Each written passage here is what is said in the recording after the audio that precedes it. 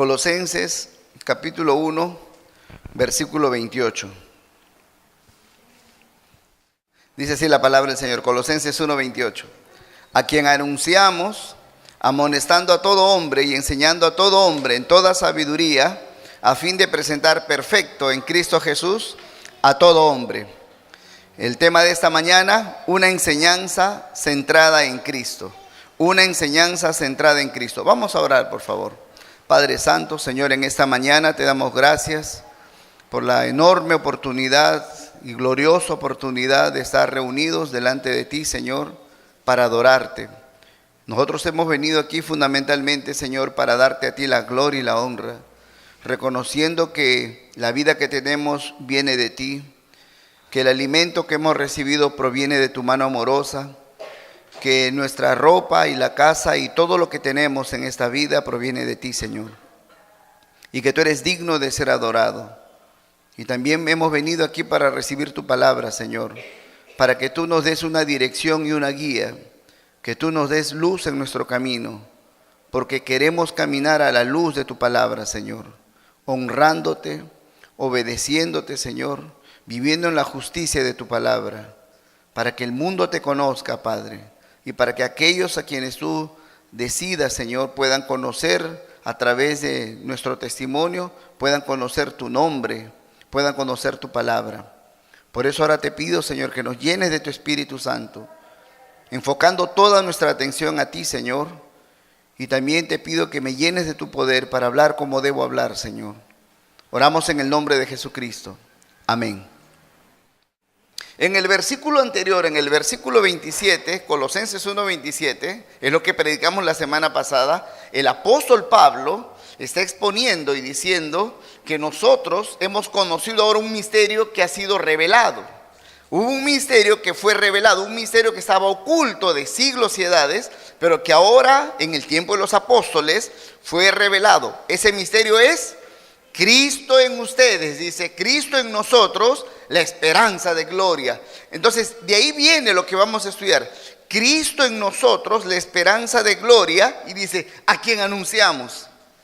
Entonces, yo quiero que veamos tres cosas muy importantes que este versículo bíblico nos va a mostrar. Que este versículo, tres cosas importantes, muy importantes, nos quiere mostrar. En primer lugar, es el tema de la enseñanza. El tema de la enseñanza. ¿Cuál es el tema, el contenido de la enseñanza? En segundo lugar, dice amonestando, luego dice enseñando. Vamos a hablar del método de la enseñanza.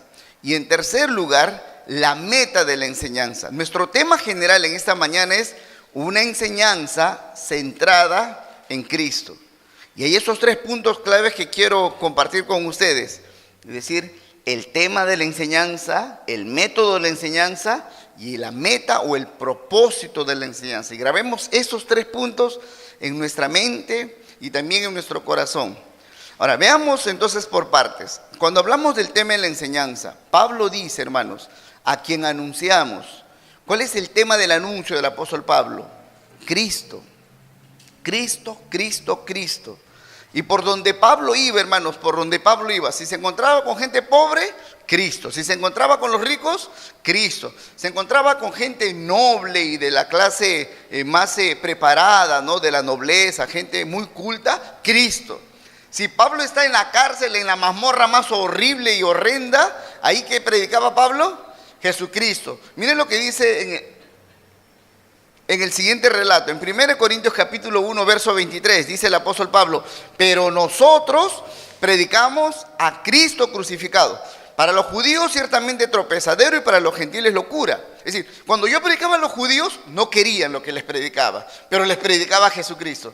Cuando me iba a los griegos o a los gentiles, ellos decían que lo que yo predico es locura, pero no importa, yo igual predicaba a Cristo. Luego dice en el 1 Corintios capítulo 2, versículo 2, pues me propuse no saber entre ustedes cosa alguna, sino a Jesucristo y a este crucificado. Dice, yo tengo una determinación clara en mi labor, dice. La gente necesita de Cristo. ¿Qué es lo único que les voy a dar? De Jesucristo. Toda la enseñanza del apóstol Pablo, toda la enseñanza de la Biblia apunta a esto, a mostrar a Jesucristo. Porque como lo dijimos la semana pasada, Él es la esperanza de gloria. Si tienes alguna esperanza en que tu vida pueda ser mejor, esa esperanza vale si es que es Cristo. Pero si tú esperas en otra persona o en otra cosa, esa esperanza es vana, no sirve.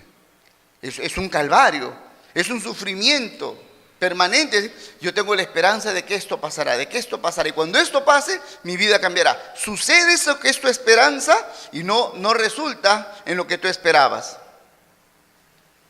Pero si tú esperas en Cristo, tu vida cambia realmente. Por eso Pablo, por donde va, predica solo a Jesucristo.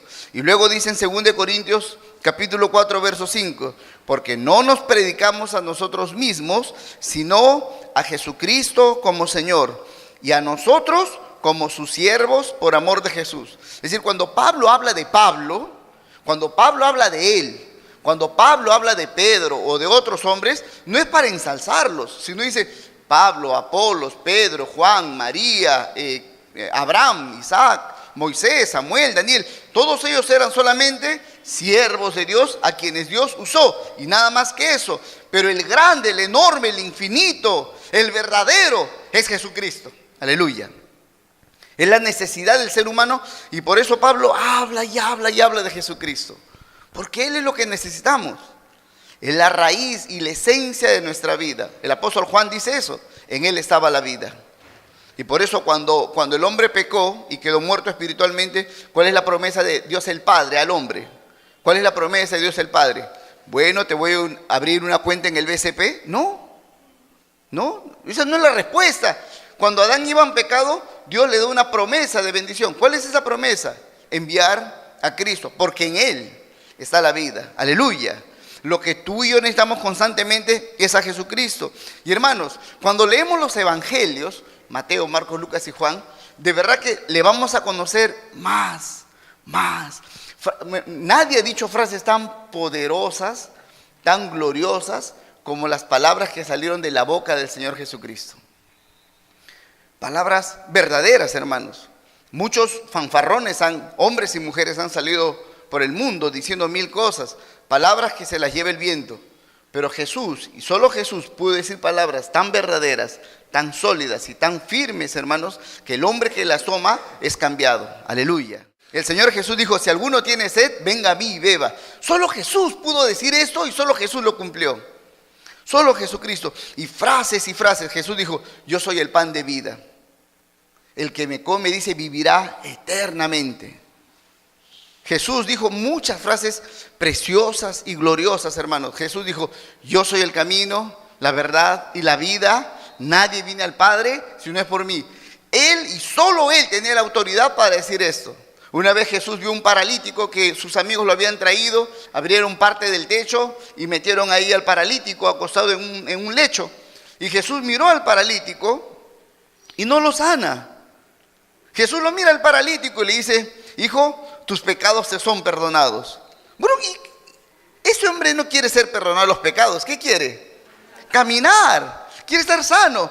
Pero Jesús le dice, tus pecados te son perdonados. Y claro, por esto fue cuestionado por los fariseos que estaban en ese recinto. Pero Jesús le dice, tus pecados te son perdonados. Y para que sepan que el Hijo del Hombre, yo, Jesucristo, tengo autoridad en la tierra para perdonar pecados, entonces te digo, toma tu lecho, levántate y camina. Y se levantó como una señal.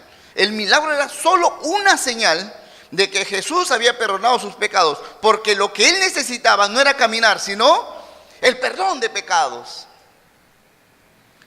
Por eso Jesús dijo, mi paz les dejo.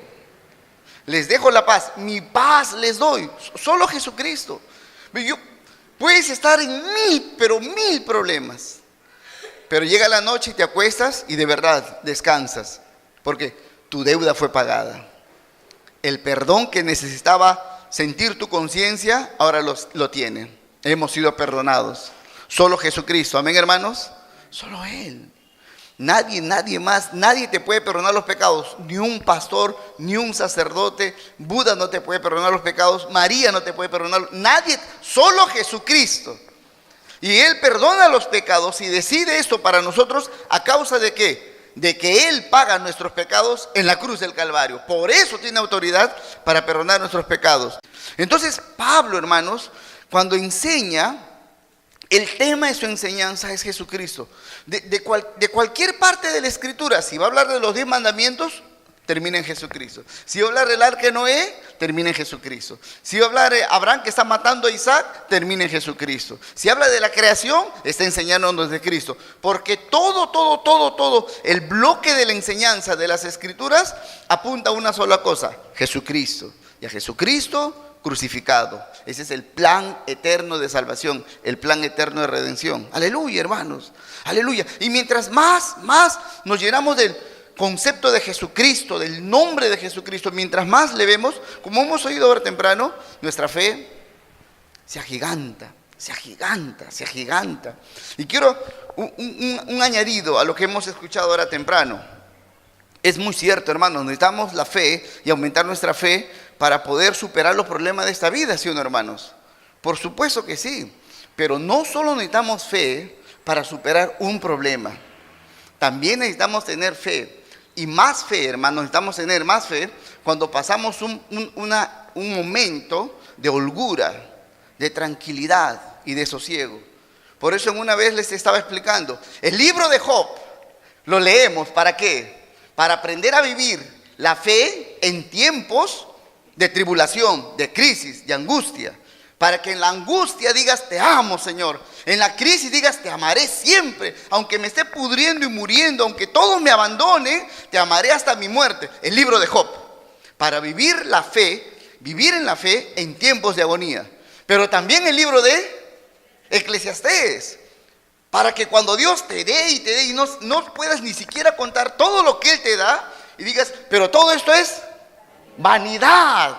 Nada de esto me apartará del amor de mi Dios. Aleluya. Necesitamos fe para eso, hermanos. Porque cuando estamos en crisis, decimos: Señor, dame fe. Pero cuando no estás en crisis, pedimos: Señor, dame fe. No, celebras nada más. De frente te vas a celebrar y a gastar.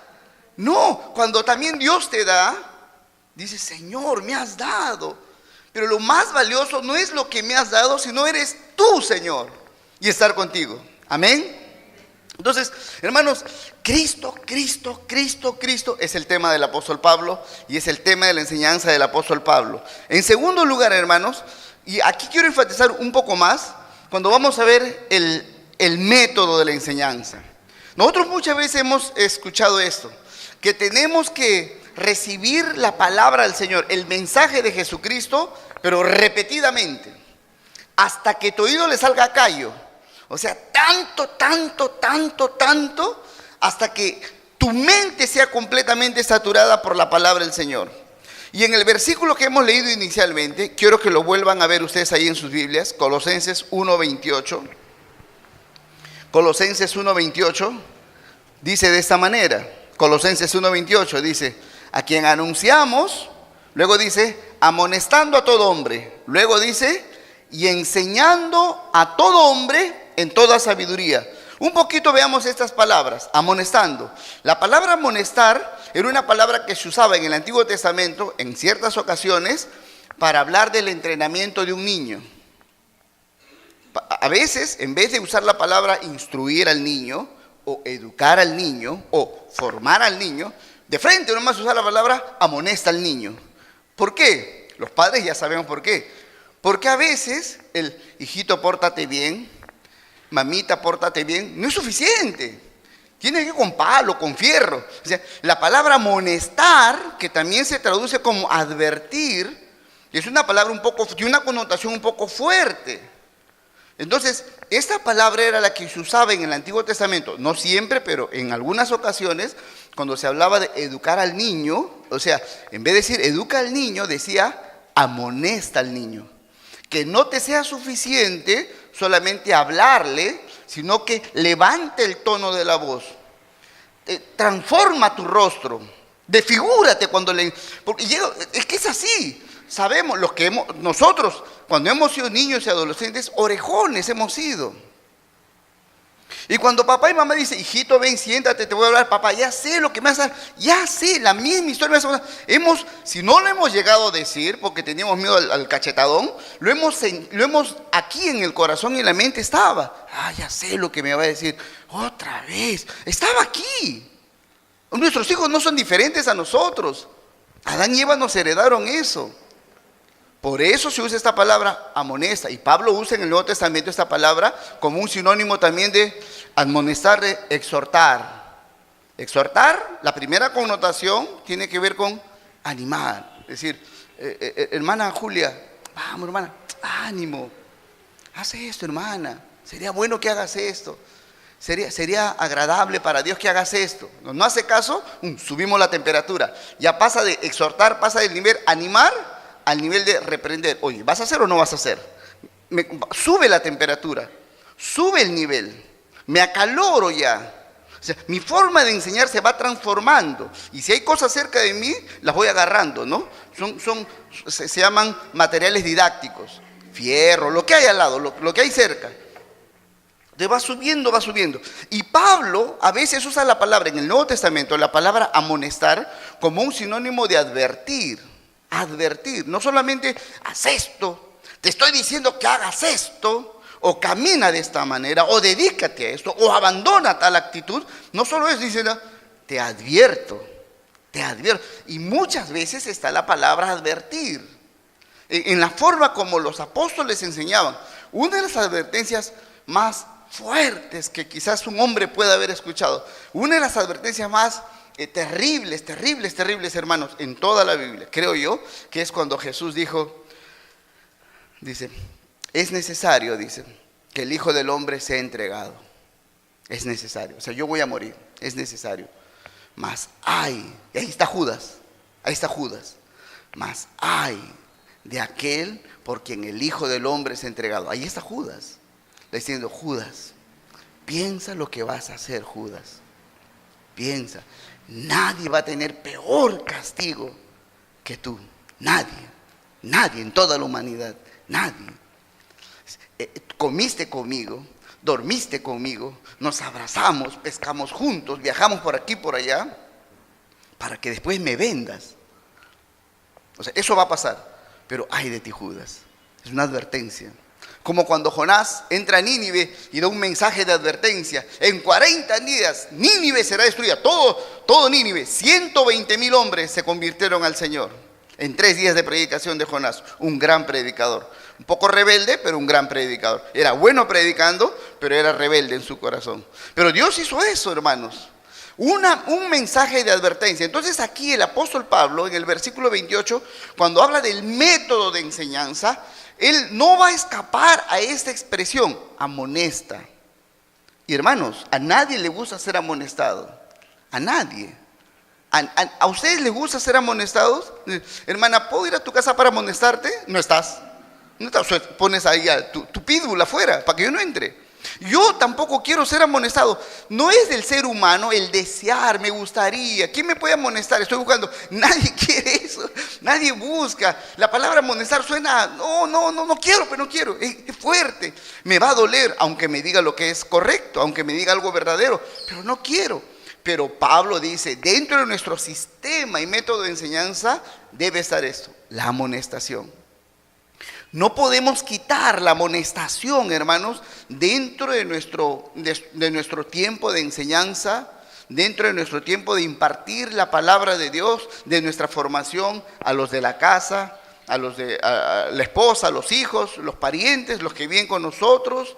Tenemos que hacer esto. Si no amonestamos, si no hay una palabra de rigor, una palabra fuerte, se está perdiendo el sentido de que tenemos un Dios santo, justo, que se enoja con el pecado, la rebelión y la desobediencia. Entonces, una palabra importante con la que Pablo comienza es la palabra amonestar. Dice, amonestando a todo hombre.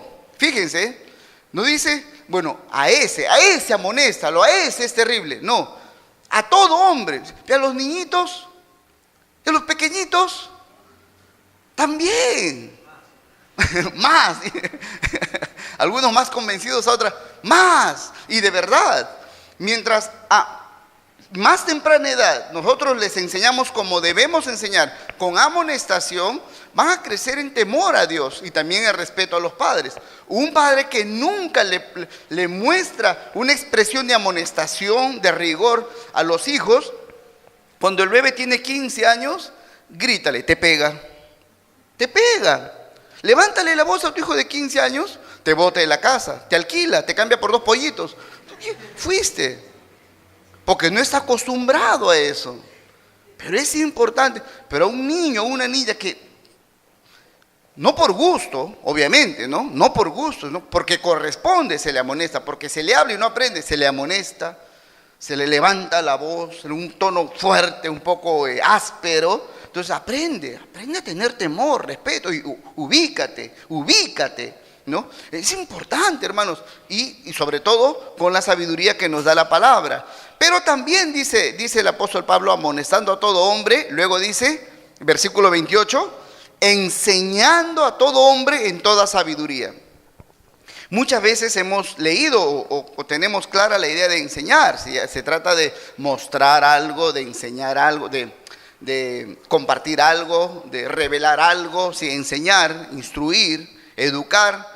Pero aquí hay algo muy importante. Dice el apóstol Pablo, enseñando a todo hombre en toda sabiduría. Y esta frase se refiere a enseñar en todo aquello que es sabio. Voy a enseñar a todo hombre, pero aquello que es sabio. Pero también significa que voy a enseñar de una manera sabia. No solamente voy a enseñar lo que es sabio, sino que lo voy a enseñar de una manera sabia. Pero sobre todo, enseñar las Sagradas Escrituras, porque ahí es el corazón de la sabiduría de Dios. Pero algo muy interesante es que en algunas ocasiones el apóstol Pablo, cuando habla de sabiduría, va a conectar la palabra espiritual. Por ejemplo, miren en el mismo libro de Colosenses capítulo 1, el versículo 9. Miren, Colosenses capítulo 1, versículo 9.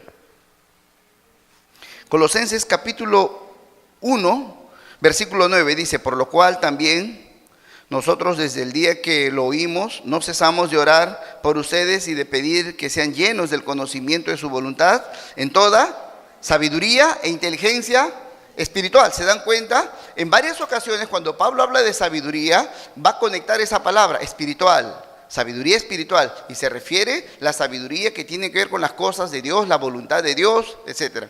Pero en el relato que estamos leyendo el día de hoy, Pablo no pone la palabra espiritual, sino simplemente enseñando a todo hombre en toda sabiduría. Y aquí hay algo muy importante que tenemos que aprender, hermanos, pero realmente es muy importante. Porque para todos nosotros es lógico, porque somos ya hijos de Dios, creyentes, tenemos cierto grado de temor de Dios, es obvio que necesitamos aprender la sabiduría espiritual, pero aquí Pablo no habla de sabiduría espiritual. Cuando Pablo dice simplemente sabiduría, en toda sabiduría, está hablando de todo saber. ¿Y qué quiere decir Pablo con todo saber? Todas las ramas del saber. Que nosotros tenemos que usar todas las ramas del saber para llevarnos a Jesucristo. No solamente leer la Biblia me lleva a conocer a Jesucristo. No solamente la escritura, la Biblia o la hora del culto, aquí los domingos o los estudios bíblicos o en la célula en las casas, no solamente en ese tiempo de enseñanza propia de la Biblia aprendo acerca de Dios. No, porque todas las ramas del saber, todas las ramas de la sabiduría han sido puestas por Dios y diseñadas para que a través de ellas conozcas a Dios, conozcas a Jesucristo. Tengas temor de Dios, sepas que hay un Dios y que es Dios poderoso y eterno y que nos ama y que juzga nuestras acciones. Todo eso se puede a través de todas las ramas del saber. Entonces, hermanos, a lo que quiero llegar en este punto es que Pablo tiene un método. Pablo dice, nosotros no solo debemos esperar leyendo las Escrituras conocer a Dios, sino que todo lo que es el saber humano debe guiarnos a conocer a Dios. Si un saber de la vida natural no te lleva a Dios, te lo están enseñando mal. Y no existe, hermanos, lo que sería una formación o educación neutral. Es decir, una educación religiosa por un lado y una educación no religiosa por otro lado, y aparte, en el medio, una educación neutral. Como decíamos hace algunos años, una educación laica. ¿Se acuerdan? Habían colegios religiosos, también empezaron a abrir colegios que no tenían nada que ver con los religiosos, medio ateos, pero surge una nueva opción, la tercera opción, los colegios laicos, donde también te enseñan el curso de religión, sí, ¿verdad? Pero los demás cursos no tienen nada que ver con Dios. No existe eso desde la Escritura. Y es un chiste, es una mentira. No existe una educación neutral. Toda educación tiene una meta y apunta hacia algo. Una educación es basada en las cosas de Dios para que conozcas a Dios, o es una educación que no tiene nada que ver con Dios y que busca alejarte del Señor. Son solamente dos tipos de educación. No existe una educación intermedia, ni una formación intermedia, ni una enseñanza intermedia. O te están enseñando y estás aprendiendo para vivir para Dios, para honrar a Dios y servirle, o estás siendo enseñado, entrenado, instruido para alejarte de Dios y para que sirvas al Dios de este siglo, al Dios de este mundo. Es así. Y entonces el apóstol Pablo nos está explicando: todas las ramas del saber tienen que llevarnos a Jesucristo. Eso es, toda la sabiduría espiritual y toda la sabiduría natural debe llevarnos al Señor. Por eso dice en este relato, en Colosenses 3:16, el apóstol Pablo dice así: la palabra de Cristo mora en abundancia en ustedes, enseñándose y exhortándose unos a otros en toda sabiduría, cantando con gracia en sus corazones al Señor con salmos e himnos y cánticos espirituales. Por un lado, llenarnos de la palabra de Dios, pero no solamente está hablando de directamente la Biblia, la palabra de Dios, sino todo aquello de esta vida natural que sirve para nuestra instrucción, para conocer al Señor. Porque tu mente o está llena de la palabra de Dios o la llenas de otra cosa. Y lo que tú pongas en tu mente, que va a significar tu instrucción, tu educación, a la postre, eso determina tu actuar. Lo digo de esta manera: tú eres y tus acciones son el resultado de tu educación. Como tú actúas ahora, es el resultado de cómo te han educado. ¿Me dejo entender, hermanos? ¿Lo pueden asimilar? Yo soy el resultado de cómo he sido educado. Pues soy un niñito malcriado, ¿no? Fastidiosito, ¿no? Desobediente, ¿qué le decimos? Malcriado. Lo han criado, pues. O sea, así se porta porque lo han criado mal. Tú eres el resultado de tu educación.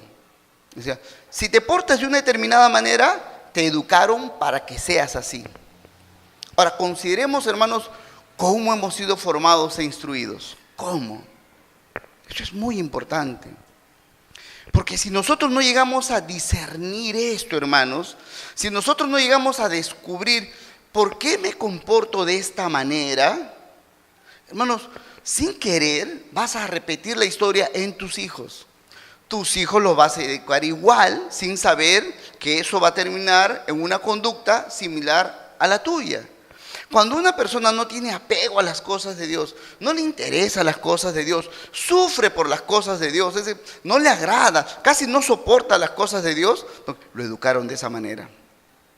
Ahora, todos nacemos pecadores, todos hemos nacido pecadores, todo ser humano nace pecador, pero hermanos, la educación de este mundo pretende hacernos creer primero que no somos malos, que hemos nacido buenos. En segundo lugar, la educación de este mundo, ¿qué pretende? Que haciéndote creer que eres bueno, puedes hacer buenas cosas. Y entonces comienzan a potenciar tu vida, tratar de descubrir todas tus habilidades, todo tu potencial, desarrollar todas tus capacidades. Pero recuerden, hermanos, mientras un hombre desarrolla más su potencial, es más peligroso, de verdad. Puede pecar con más estilo, con más especialidad.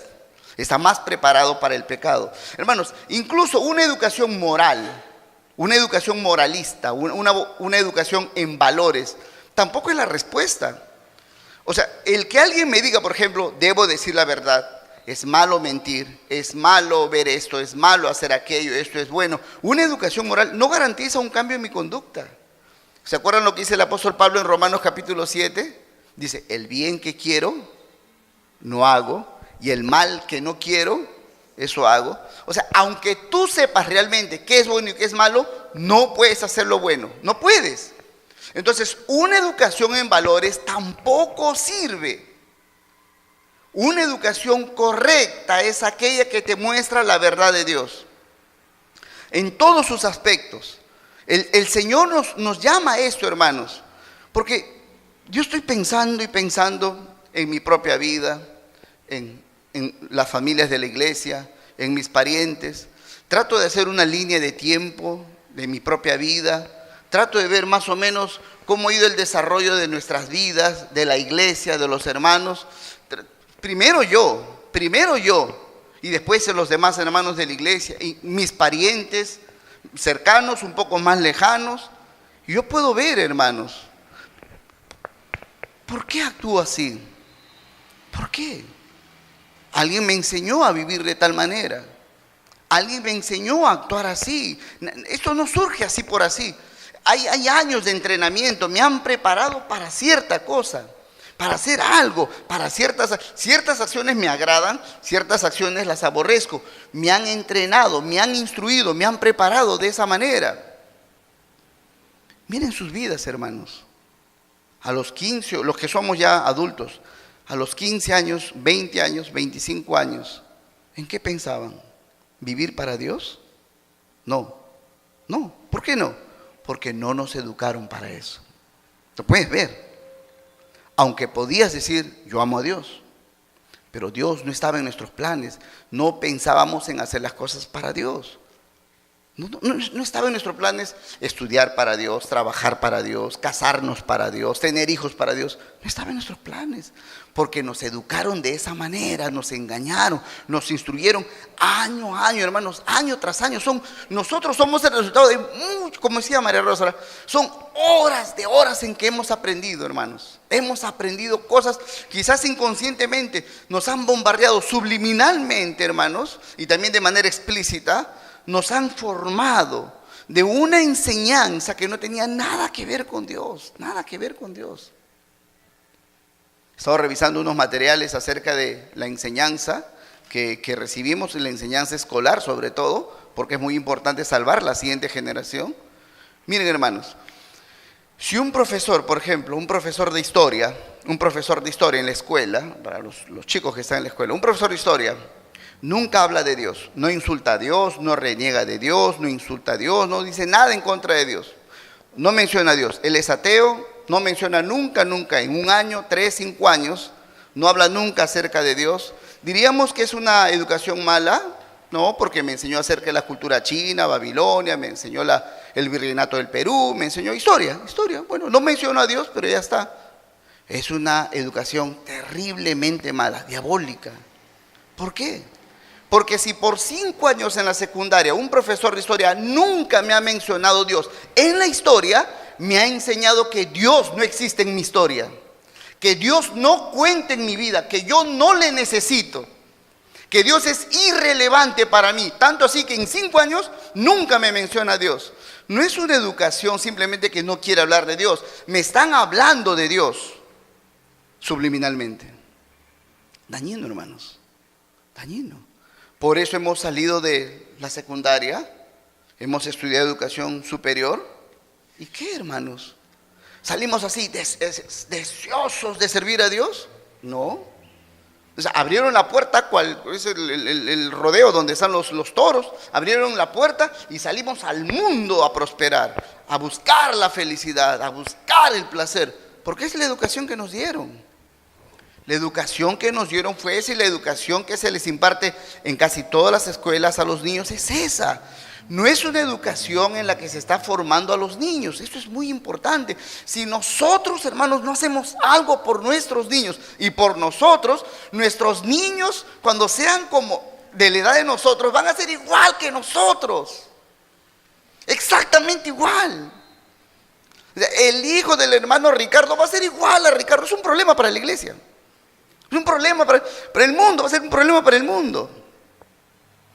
La hija de la hermana Julia va a ser, y ya la veo, ¿cómo le están educando? Igual que le educaron a su mamá, va a ser como su mamá. O sea, va a venir en Navidad a la iglesia, va a venir el Día de la Madre a la iglesia, va a llamar por teléfono a pedir consejería. Su vida es un problema. Va a ser igualita que su mamá. ¿Por qué? Porque le están educando igual como a su mamá le educaron. Va a ser depresiva, va a dormir tomando pastillas. Esa va a ser su vida de esa niña. Lo puedo asegurar. ¿Por qué? Porque está siguiendo el mismo camino de su madre. Suficiente hemos sufrido los que ya somos viejos, hermanos, los adultos. No podemos labrarles el mismo camino a nuestros hijos. No, hermanos, tenemos que hacer una pausa. Por eso el apóstol Pablo, cuando dice Cristo en ustedes la esperanza de gloria, en el versículo 27 de Colosenses 1, cuando levanta a Cristo, dice Cristo es la esperanza, el misterio ha sido revelado, enséñalo. Ese misterio ha sido revelado, enséñalo, enséñalo, enséñalo. Enséñalo en la casa, enséñalo en el trabajo, donde estés, enséñalo. Si no lo enseñas, no vivirán para Cristo, nunca conocerán a Jesucristo, aunque digan que conocen a Jesucristo. Y tú y yo somos testigos de esto.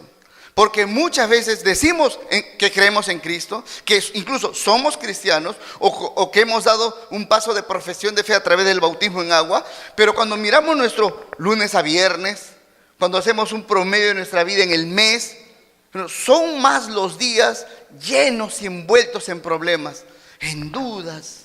Estamos más ahí, no tan vivos, más muertos. ¿Por qué? Es la educación que estamos recibiendo. Los padres, porque escuchamos muy poco la palabra de Dios, porque leemos muy poco la palabra de Dios. Hermanos, pero ¿acaso no es necesario tener tiempo para trabajar, para hacer muchas cosas, dedicarnos a tantas cosas que son necesarias? Hermanos, ¿quién nos ha dicho qué cosa es lo necesario? Es la educación. ¿Se dan cuenta? Es la educación falsa, el proceso de aprendizaje falso de este mundo que está lleno de mentiras, nos ha dicho, este mundo nos ha dicho, mira, tú necesitas esto, tú necesitas aquello, para que triunfes, para que seas feliz, para que prosperes, para que seas algo en la vida. Esa es la educación asquerosa que hemos recibido. La Escritura no nos dice eso, hermanos. La Escritura dice que una cosa es necesaria. María la escogió, la hermana de Marta. ¿Cuál fue, hermanos? Escuchar la palabra de Dios. Escuchar la palabra de Dios. Pero los niños, hermanos, los niños que desde muy temprana edad han sido, pero así, cocinados en la palabra de Dios, entrenados en la piedad, entrenados en la vida espiritual. Véanlo en la Biblia, hermanos, y no solo en la Biblia, pero en la Biblia podemos ver hombres realmente honorables que impactaron imperios con su saber. José en Egipto, Daniel y sus 3 amigos en Babilonia, Esther en el reino de los persas con Mardoqueo, Esdras en el reino de los persas. Hombres que, hermanos, casi lo único que sabían eran las escrituras, pero porque sabían las escrituras eran sabios en muchas cosas. Abraham era un hombre sumamente sabio. Según la historia de los judíos, Abraham fue a Egipto, hermanos, y les dio clases de matemática a los egipcios. Abraham, según la historia de los judíos, escrito por Flavio Josefo. ¿De dónde? Si ese hombre solo paraba orando. La sabiduría proviene de Dios y después Dios da la añadidura. Los que leemos la palabra de Dios y nos cocinamos en las cosas de Dios, no somos gente torpe, hermanos. No somos gente ignorante. Dios en su sabiduría nos presenta como gente torpe a veces, sí, para no enorgullecernos, para no hacernos vanos ni envanecernos. Pero ve a hablar con gente que ha vivido años en la palabra. No podrías responder sus preguntas. Los hombres más sabios que ha habido en la historia, los que han dado los más grandes avances de la ciencia, en la tecnología, la medicina, cristianos, gente devota, gente que conocía la palabra de Dios, gente que entendía las cosas de Dios. Por eso es muy importante en este segundo punto, hermanos, cuando Pablo habla de el método de la enseñanza. No es solo la cantidad de veces que tienes que enseñar, sino la calidad. Ahora, rápidamente, hermanos, yo quiero usar tiempo porque es muy importante. Miren, les mencioné qué importante es estudiar la historia, por ejemplo, a la luz de la palabra de Dios. Y diferentes, hermanos, diferentes. Por ejemplo, en el curso de comunicación y de lenguaje, yo escuché, mejor dicho, leí el testimonio de un pastor que atendió a un jovencito, un niño, creo que estaba en 3er grado de primaria, y estaba mal el niño. Entonces este pastor lo atendió y le preguntó, ¿vives con tus padres, se supone. Y él dice, este chico dice, vivo solo con mi mamá, solo los dos vivimos allá. Y entonces yo llego tarde al colegio, llegando tarde de la escuela, tengo que hacer muchas tareas, mi mamá viene después y me ayuda a hacer las tareas. Y entonces le dice, ¿pero tú pasas tiempo hablando con tu mamá? No, no tenemos mucho tiempo para hablar con mi mamá. Y le dice, ¿pero no tienes tiempo para hablar con tu mamá? No, mi mamá no tiene tiempo para hablar conmigo. Y entonces, ¿no tienen un tiempo juntos? Sí, tenemos un tiempo juntos y ella me ayuda a hacer las tareas del colegio. Solo me ayuda a hacer las tareas del colegio, porque no tenemos tiempo de diálogo. Dice, ¿y tu mamá a qué se dedica? Ella es profesora. ¿Y tu mamá es profesora? Sí, profesora de comunicación. Es un insulto. Su mamá es profesora de comunicación y no se comunica con su hijo. Es un insulto. Les da pena el niño, da pena la madre. Porque así fueron entrenados. ¿Me entienden? Hermanos, ¿para qué sirve el curso de comunicación? Comencemos con esto. Dios es la primera persona que habló. Antes que existe el ser humano, Dios dijo, sea la luz. ¿Recuerdan? Dios habló, habló y habló. Y le dio el privilegio al ser humano de poder hablar. ¿Para qué? Para hablar con Dios. Para hablar con Dios. En el curso de comunicación, nosotros tenemos que enseñar a nuestros hijos la esencia de la comunicación. Si no puedes llegar a comunicarte con Dios, no sabes nada de comunicación. No importa que sepas el adverbio, el pretérito y las formas verbales y un montón de cosas que son buenas, pero si no puedes hablar con Dios, no sabes nada de comunicación. Y si no sabes hablar con Dios, tampoco sabes hablar con tus padres, ni siquiera puedes hablar con respeto, no sabes hablar con dignidad, no sabes hablar como corresponde hablar. ¿Me entienden, hermanos?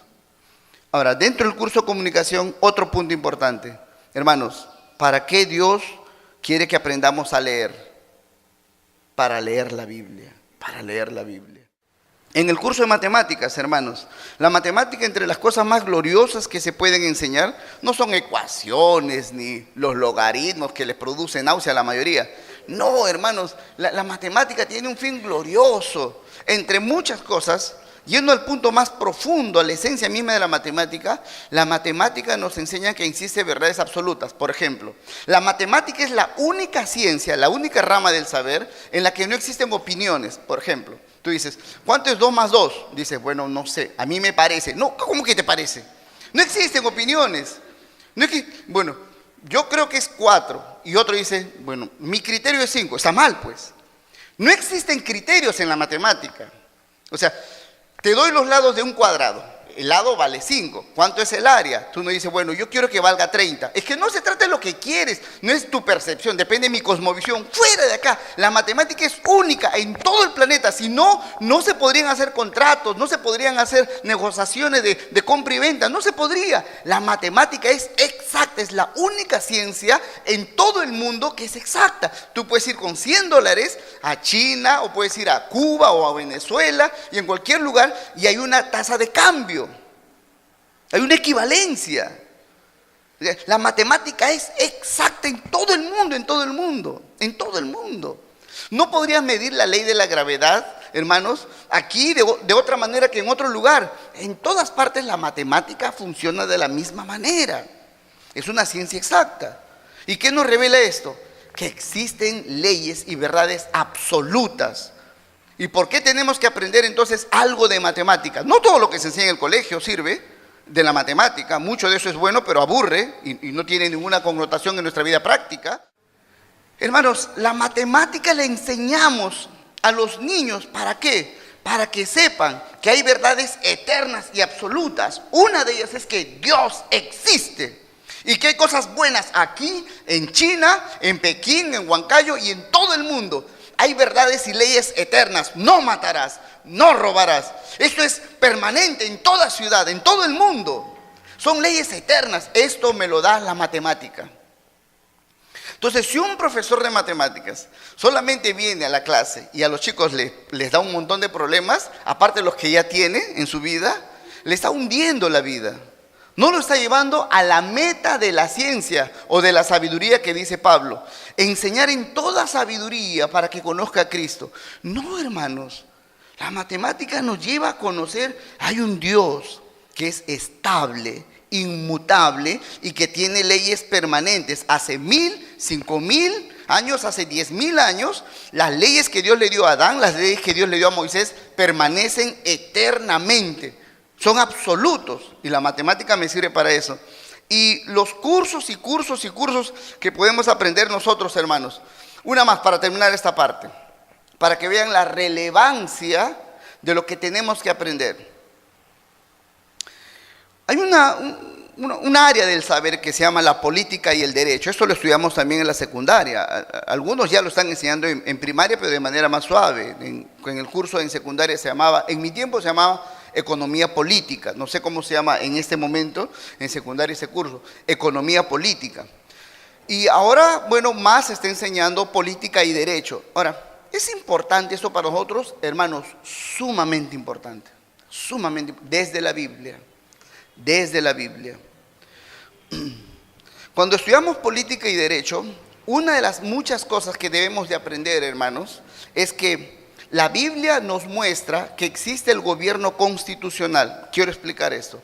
Un gobierno constitucional como el nuestro, por ejemplo, es que lo que está guiando y lo que rige la vida de un pueblo, de nuestra nación, es la Constitución. En una palabra, la ley. Entonces, si en nuestro país sale elegido un nuevo presidente, ese presidente no está encima de la Constitución, sino que está debajo de la Constitución. Eso lo explica la palabra de Dios. ¿Y para qué es bueno esto, hermanos? Para que el presidente no haga lo que le da la gana. Si el presidente quisiera regalar la mitad del Perú a Chile, la ley se lo prohíbe, la Constitución le prohíbe. Y la Biblia nos enseña que todo rey, todo gobernante en todo pueblo debe estar sujeto a una ley, que él no puede gobernar fuera de una ley. Hay una ley superior a él. Y esa ley, la ley del pueblo, debe estar sujeta a la ley de Dios, a la palabra de Dios. Cuando Israel quiso establecer un rey, cuando Samuel era profeta y no habían reyes todavía, el pueblo dijo, queremos un rey. Dios dijo, está bien, antes de darte un rey, te voy a dar una ley, la ley para el rey. Y escribió, esta ley se la vas a dar al rey para que lo obedezca. Y esa ley estaba sujeta a la ley de Dios. Hermanos, lo que han hecho los dictadores, asesinos y criminales, ¿qué es, hermanos? Anular eso, anular eso. Todos los salvajes dictadores y criminales que han surgido en la historia, Mao Zedong, Stalin, Hitler, ellos han hecho trizas este concepto del gobierno constitucional. ¿Para qué? Para gobernar sin ley, hacer lo que les da la gana y sobre todo hacer fuera de la ley de Dios, gobernar sin la ley de Dios. Y por eso han matado a su propio pueblo, hermanos. Pero ¿de dónde surge esta enseñanza de un gobierno constitucional? Que la mayoría de países en el mundo ahora lo tiene. Ese es un concepto que lo trajo a la luz el movimiento de la Reforma Protestante en los años 1500. Martín Lutero, Juan Calvino y otros reformadores, leyendo la Escritura, sacaron a la luz esto. Es necesario que todo gobierno, para que pueda caminar más o menos en paz, tenga un gobierno constitucional, hayan leyes por encima de los hombres. ¿Y de dónde sacaron ellos? De la palabra de Dios. ¿Se dan cuenta, hermanos? Pero en los colegios no enseñan esto. Ni en el colegio ni en la universidad no nos enseñan esto. Nos enseñan pura basura. Y por eso crecemos y actuamos y elegimos y votamos sin considerar las leyes de Dios. Pero el Señor nos muestra en las Escrituras, hermanos, cómo es que nosotros debemos de enseñar. Por eso es muy importante que ustedes tengan celo en su propia educación y tengan celo en la educación de sus niños. Los que tienen niños, piensen seriamente cómo están siendo educados sus niños. Si quieren que sean realmente diferentes a ustedes y vivan para la gloria de Dios, es necesario que cambie también su forma de educar a los niños. Y para terminar, hermanos, en tercer lugar, estamos viendo en Colosenses capítulo 1, versículo 28. Estamos viendo el primero, el tema de la educación.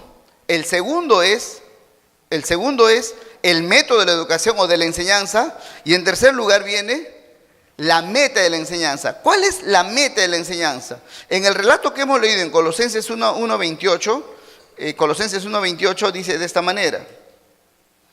Dice, a quien anunciamos amonestando a todo hombre y enseñando a todo hombre en toda sabiduría, a fin, dice la meta, a fin de presentar perfecto en Cristo Jesús a todo hombre. ¿Cuál es la meta de tu aprendizaje, de tu educación, de tu instrucción? Que tú seas presentado en Cristo perfecto. Esa palabra perfecto quiero definirla, es importante. También se traduce como maduro. Perfecto no significa sin pecado. La palabra perfecto o maduro en ese relato bíblico y en otros del apóstol Pablo se refiere a completamente equipado para un trabajo asignado. O sea, estoy equipado y preparado para hacer una labor. Eso es lo que quiere decir perfecto o maduro. También se refiere, la palabra perfecto, se refiere a cuando un miembro del cuerpo, o sea, de tu cuerpo, está sano y ahora ya está útil de nuevo. Imagínense, he tenido un accidente, me caí y me rompí el brazo y estoy enyesado. Entonces me dicen, ¿cómo está ese brazo? Horrible, no sirve para nada, ni peinarme, no puedo, está enyesado, es inútil, está mal. Pero lo están curando, se está curando, se está curando. Después de 4 meses ya no tengo el yeso y todo lo demás. Me visitan otra vez y me dicen, ¿cómo está ese brazo? ¿Cómo es? Y digo, perfecto. ¿Qué significa? Ya está listo, ya puede trabajar, ya puede escribir, ya puede hacer las cosas, está perfecto. A eso se refiere la palabra perfecto o maduro, que ya está listo para ser utilizado. También se usaba esta palabra perfecto cuando se hablaba de las redes de pescar. Cuando iban los pescadores al mar, tiraban las redes, siempre las redes se rompían en algunas partes o se enredaban con lo que hay adentro y después había que repararlas. Entonces, cuando alguien venía y dice, ¿nos vamos a pescar? Todavía no, ¿por qué? No he reparado mi red. Si estando un poco rota la tiro al mar, se puede romper peor. Entonces, entonces date unos días más y repárala. Después de unos días vuelvo y digo, oye, listo, vamos a pescar. Ahora sí, mis redes están perfectas, están fuertes. No están nuevecitas, no están nuevas, pero están preparadas para la tarea que vamos a realizar. También ahí se usaba esta palabra, o también se usaba esto para mencionar o indicar acerca de las gallinas que habían crecido lo suficiente para ser llevadas al mercado. Decir, uy, ¿tu gallinita ya está para el caldo? Todavía no, todavía está media pocheca, todavía no, ya. Entonces, todavía no. Hay que esperar unos días más, unas semanas más, un par de meses más. Ya está buena, ya está buenaza la gallina para llevarla al mercado, ya. Así se usaba la palabra maduro o perfecto. Pablo está tomando esta palabra, no habla de perfección en el sentido de no comete pecado. Él dice, tú tienes que enseñar acerca de Jesucristo a fin de que tus hijos o tú mismo o tu iglesia o tus hermanos, tus parientes estén perfectos, maduros. ¿Qué significa? Sin pecado no lo alcanzamos aquí. ¿Qué significa? Que estén preparados para la tarea que tenemos que hacer. Preparados. Dice, conforme al molde de Jesucristo. Ahora, quiero que vean la siguiente. Mari, ¿puedes pasar? Cuando hablamos nosotros de... El siguiente, por favor, el siguiente. Cuando hablamos del la meta de la enseñanza, Efesios 4, 12 al 14, dice de esta manera, a fin de perfeccionar a los santos para la obra del ministerio, para la edificación del cuerpo de Cristo, hasta que todos lleguemos a la unidad de la fe y del conocimiento del Hijo de Dios, a un varón perfecto, a la medida de la estatura de la plenitud de Cristo, para que ya no seamos niños fluctuantes, llevados por doquiera de todo viento de doctrina, por estratagemas de hombres que para engañar emplean con astucia las artimañas del error. El apóstol Pablo está explicando en el libro de Efesios, capítulo 4, dice, el Señor ha establecido ministerios en la iglesia para hacer que los hermanos de la iglesia, las familias de la iglesia, crezcan. ¿Y hasta dónde deben de crecer? La estatura de Cristo.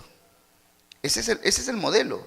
Nosotros apuntamos a eso. Por eso lo que estamos estudiando en los jueves o en las células, el libro de Filipenses, ¿recuerdan? La enseñanza de esta semana. En Filipenses capítulo 3, Pablo, ¿qué dice, hermanos? Dice, no pretendo haberlo ya alcanzado. No he alcanzado la meta. Todavía no he alcanzado. Oye, pero Pablo, tú ya llegaste, ya pasaste la meta. No, dice Pablo. Yo no he llegado a la meta. Yo prosigo a la meta. Adelante. Pero no es suficiente, Pablo, lo que has logrado. No, porque la meta es Cristo. Por eso no puedes decir tú, ya me preparé, ya conozco al Señor. Pablo estaría al lado tuyo, ¿qué te diría? No sabes nada. ¿Cómo podemos saber si sabemos, hermanos? ¿Cómo podemos saber si sabemos?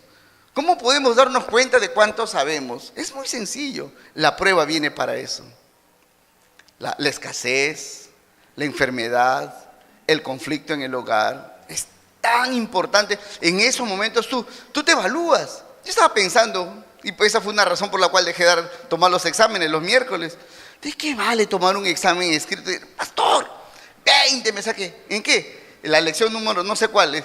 Ya sé la omnisciencia de Dios. Ya sé que Dios lo sabe todo. Ok, pasas una dificultad, te falta dinero y te deprimes. Oye, en la clase te sacaste 20 y en la prueba real menos 5. Vas a marzo. Porque en la clase estudiamos, hermanos, que Dios es omnisciente. ¿Qué significa? Que Dios lo sabe todo. Y una de las implicancias a mi vida es que Él sabe todas mis necesidades. Entonces, si cuando viene una situación de necesidad me desmayo, comienzo a temblar, me sale espuma por la boca, entonces no he entendido lo que es la omnisciencia de Dios. ¿Me dejé entender, hermanos? ¿Cómo sé que sé? Pablo dice, tenemos que trabajar duro, enseñar, con esa mira, anhelando llegar a la meta. La meta es Cristo, hermanos, un varón perfecto, esa es la meta. Por eso, el tiempo que tenemos para aprender siempre es corto. El tiempo de nuestro aprendizaje es demasiado corto. Nunca el tiempo es suficiente. Nunca todo lo que nosotros hemos logrado en nuestro aprendizaje es suficiente. Nunca. De verdad, hermanos, quisiéramos recuperar el tiempo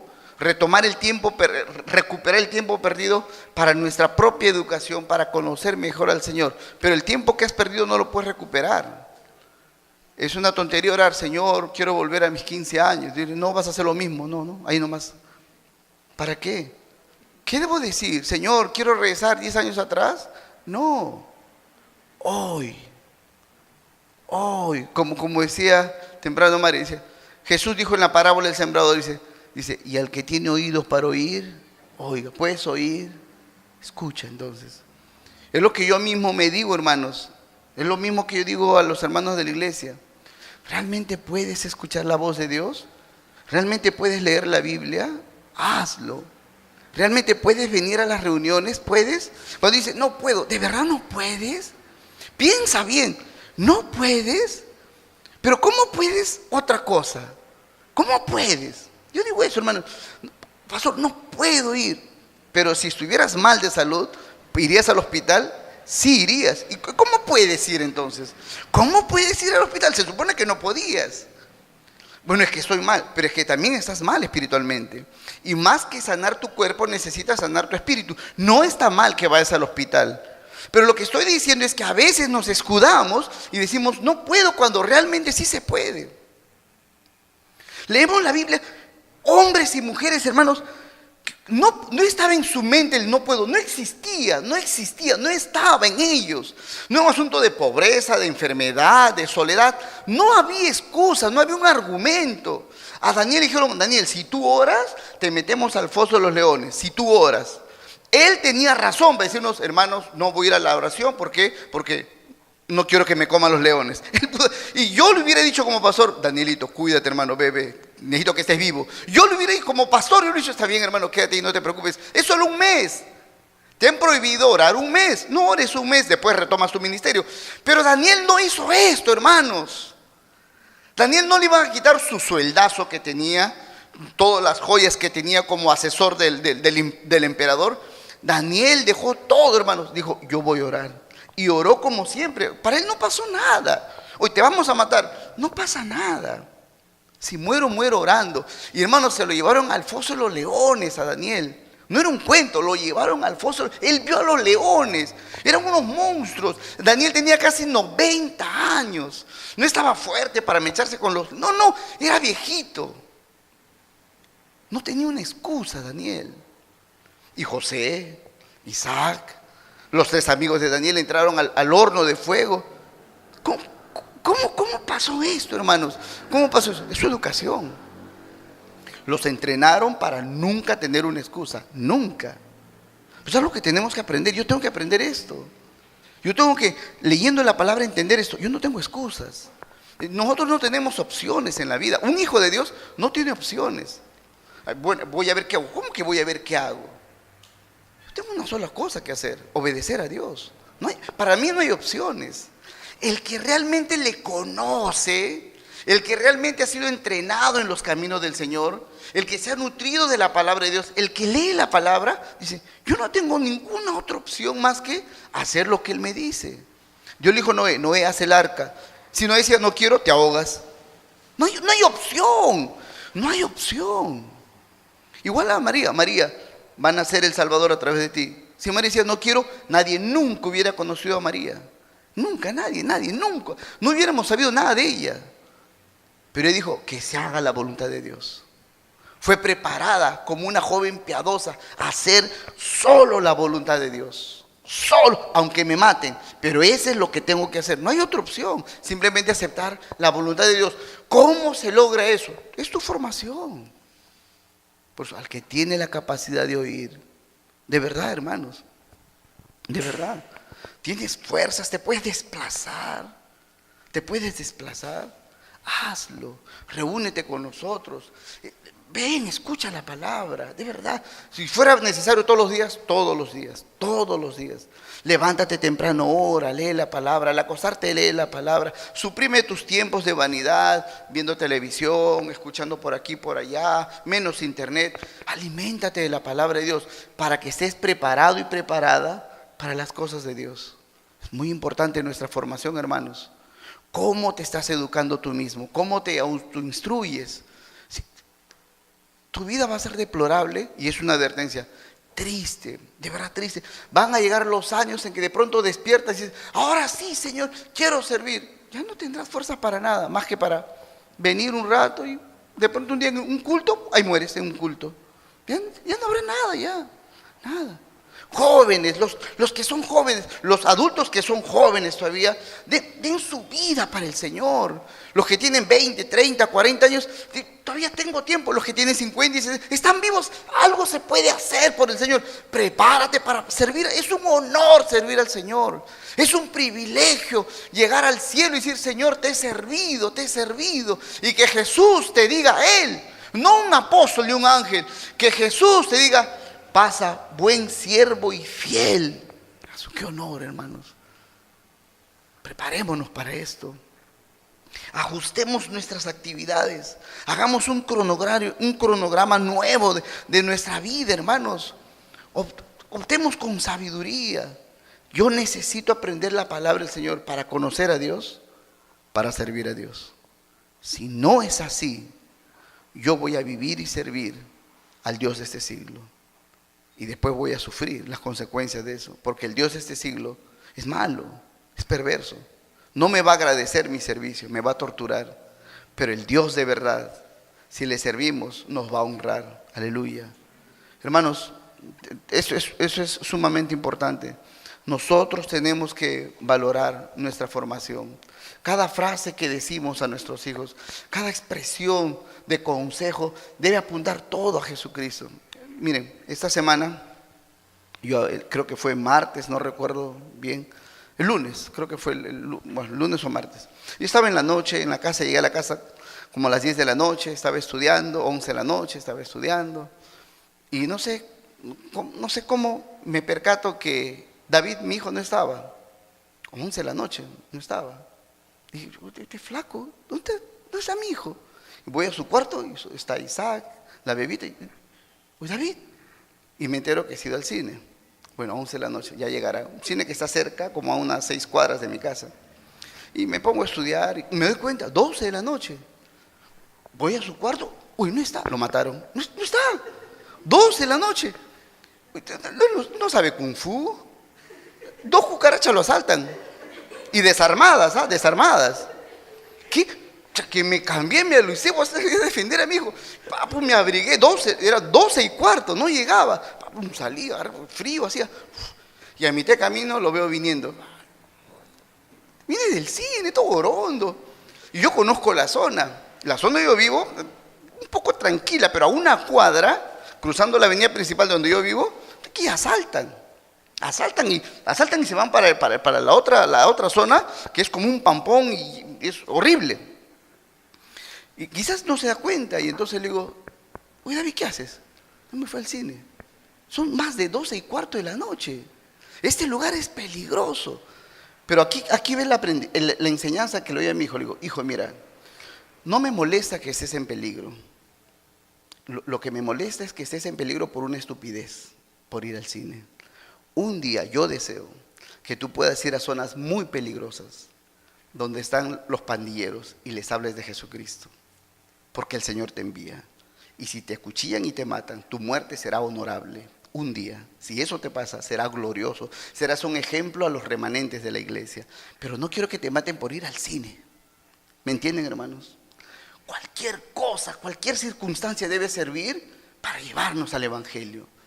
Aún si obedeciere, también su obediencia, todo lo que sucede en nuestra vida debe conducirnos a una enseñanza. Cualquier cosa, si se levanta tarde, si no se baña, si bota el cuáquer, si no baña al perro, cualquier cosa debe servir para instruir, para llevarlos a la estatura de Jesucristo. Así tenemos que vivir, hermanos, para que nuestros hijos no repitan las cosas malas que hemos hecho nosotros, para que ellos vivan en temor de Dios. Amén. Amén. Vamos a orar. Señor, en esta mañana te damos gracias, Padre. Te damos gracias, Señor, por habernos mostrado a Jesucristo, nuestro preciosísimo Salvador. Señor, en esta mañana nosotros nos rendimos a ti, Señor. Te suplicamos, Padre mío, que tengas misericordia y compasión de nosotros, hablándonos al corazón diariamente, Señor.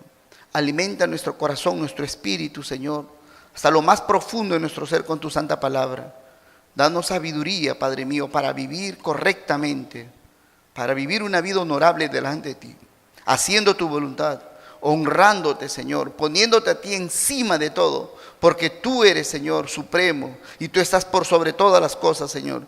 Que yo no ame a nada más que a ti, Señor. Que mi corazón esté completamente sometido a tu santa voluntad, Padre. Permíteme conocer tu voluntad. Permíteme amarte, Señor. Lléname de tu Espíritu Santo para amarte, porque tú mereces ser amado y eres digno de ser amado, Señor. Haz esto en nosotros, Señor, y danos la sabiduría, la sobriedad, Padre mío, y el celo necesario para instruir a nuestros hijos de la manera correcta, para ubicar a nuestros hijos en el lugar correcto, Señor.